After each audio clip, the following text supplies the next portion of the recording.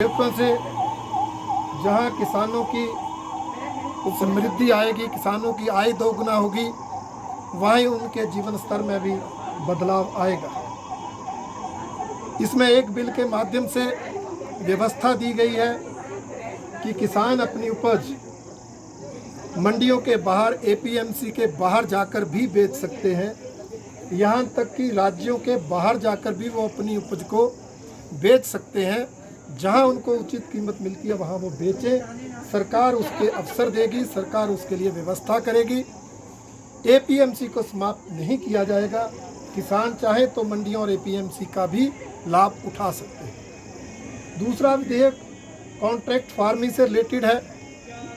हिंदुस्तान में ये फार्मिंग पहले से भी चल रही है, परंतु अव्यवस्थित है। कई बार व्यापारी कंपनियां किसानों के हितों पर कुठाराघात करती थी। कोई व्यवस्था नहीं थी, कोई कानून नहीं था। इसलिए एक व्यवस्था दी गई है, कानून बनाया गया है और कॉन्ट्रैक्ट फार्मिंग के तहत बिजाई से पहले मूल्य तय करना अनिवार्य होगा। बाजार के भाव में उतार चढ़ाव का इस पर कोई अंतर नहीं आएगा। न्यूनतम समर्थन मूल्य से कम वो खरीद नहीं पाएंगे और इसी तरह से ई टेंडरिंग की व्यवस्था उसमें लागू की जाएगी।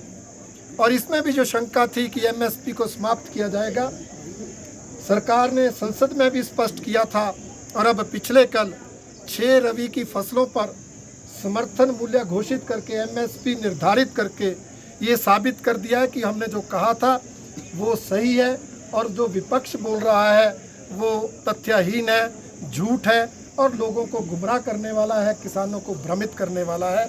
इसलिए दोनों विधेयक किसानों के हित के हैं और जो कांग्रेस समेत विपक्षी दल विरोध कर रहे हैं वो अपने ज़मीन खिसकती देखकर, राजनीतिक आधार खिसकता देखकर किसानों का झुकाव भारतीय जनता पार्टी की ओर बढ़ जाएगा।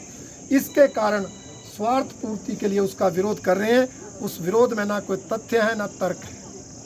सर, इसके बावजूद भी आपको नहीं लगता कि वो बढ़ जाएगी अनाज की? नहीं, ब्लैक मार्केटिंग उससे रुकेगी और मेरा मानना है इस बिल को विरोध करने वाले काला बाजारी के पोषक हैं, वो सरमाएदारों के समर्थक हैं। सर, जिस तरह से जो कृषि सुधार बिल है उसको लेकर किसान आंदोलनरत है लगातार। आपका ही पार्टनर है अकाली दल, उन्होंने मंत्री पद से इस्तीफा दे दिया। तो क्या आपको लगता है कि कहीं ना कहीं पार्टी के भीतर भी असंतोष है, किसानों को समझाने में जो है वो सत्ता पक्ष वो सफल नहीं हो पाया?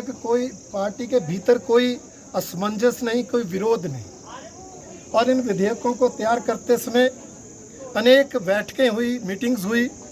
एनडीए के घटक दल तो उसमें आते ही थे। सभी प्रदेशों के मुख्यमंत्रियों के साथ भी कई बैठकें हुई हैं। मध्य प्रदेश और पंजाब के मुख्यमंत्री भी उसमें शामिल हुए। उनके सुझावों को भी इन विधेयकों में लाया गया है। अकाली दल के लोग भी उसमें शामिल हुए हैं, परंतु कई बार कई लोग भ्रमित हो जाते हैं। उसमें मंत्री भी हो सकते हैं या किसी और राजनीतिक स्वार्थ के कारण वो ऐसे अफसर पर त्याग पत्र दे देते हैं। उसके और भी कोई कारण हो सकते हैं, परंतु ये बिल किसानों के हित में है। इन बिलों से किसानों को लाभ ही होगा, ये हम स्पष्ट तौर पर कहना चाहेंगे।